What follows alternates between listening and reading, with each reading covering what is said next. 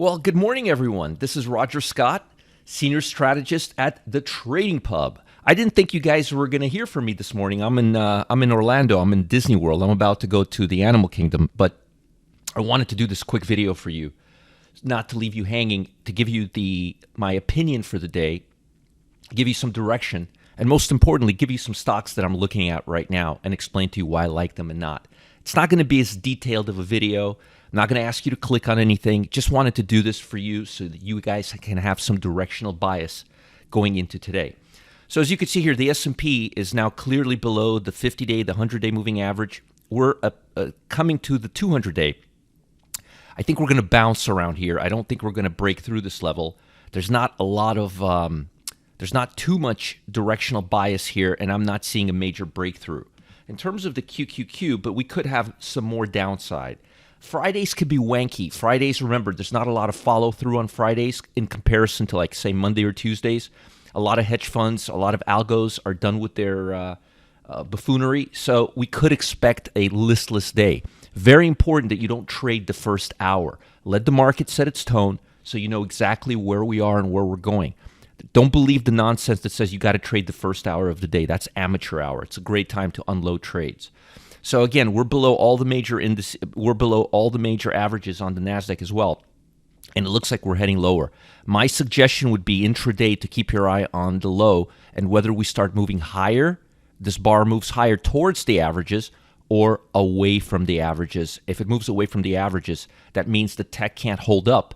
They let it go yesterday at the end of the day, and it could happen again today. But again, Fridays could be a little wanky. Now, in terms of stocks that I'm looking at, let me show you which ones look appealing today. PXD looks really good. TZA looks really, really good here. Let's see anything else here. SARK looks fantastic. Look at that. This is the inverse of Kathy Wood's fund. It looks really good. If you don't like to short anything, this is a good opportunity to buy something that you don't have to sell or buy puts. This is for long traders who want to hedge Kathy. The inverse Russell is looking really good, which means the Russell 2000 is taking a bath. Let's see what else we could find here. It's just not a lot of candidates to the long side today. Let's look at 24-week highs. Energy stocks. Oh, yeah. So here, Permian Resources. This stock looks fantastic. MRO looks like it has more upside to go, assuming energy cooperates. I like energies. I still like energies. I like Halliburton just as much as I like MRO.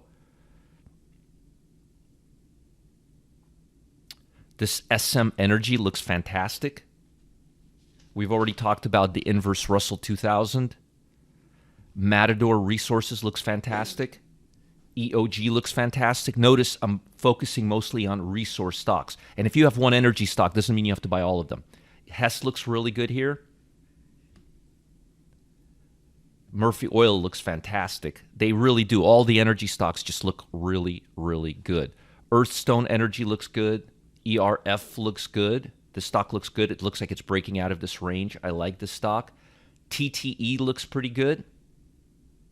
GPCR looks really good. I like that. That one's looking good, assuming it has volume. It has to have a little more volume. And CHRD looks pretty good right here. Also, we might have missed Health Equity. Health Equity looks like it's about to break out. Again, I'm being very quick, but I want to get to the point of what you guys should be focused on today. Now, to the downside, we want to focus on stocks that were very, very weak yesterday. For example, Morgan Stanley, PayPal. These are the stocks you want to sell. Let's see if there's any other good juicy ones. Be careful with JD right now. Keep an eye on FCX. This could be a good little runner to the downside. XBI, I told you about this in the VIP room yesterday. It still looks good. Actually looks better than it did yesterday.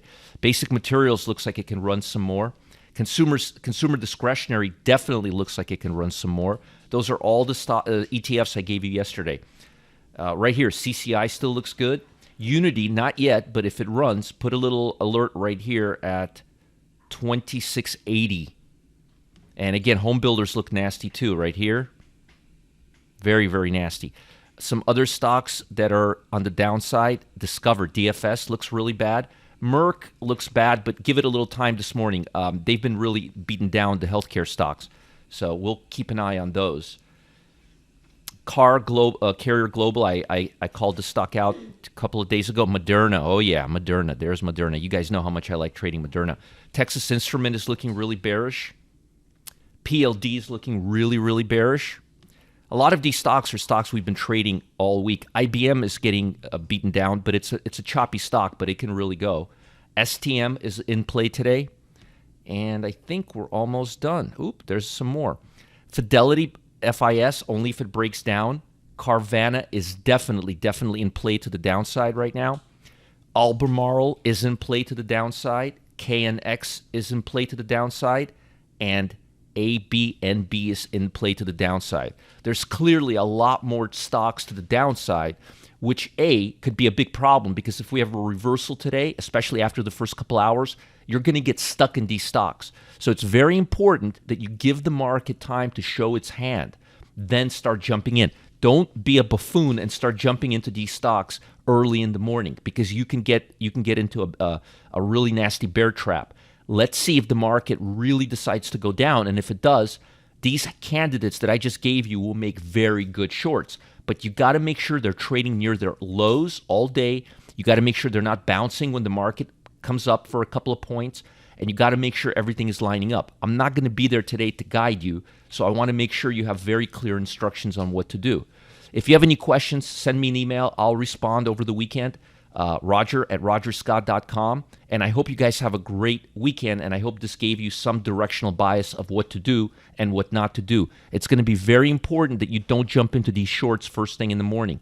The later you do it, the better, because the market will be more mature and show its hand. Have a great weekend. I know you've been making money with me, and I'll see you guys on Monday. Have a great weekend, and maybe I'll take some monkey pictures in the animal kingdom. See ya.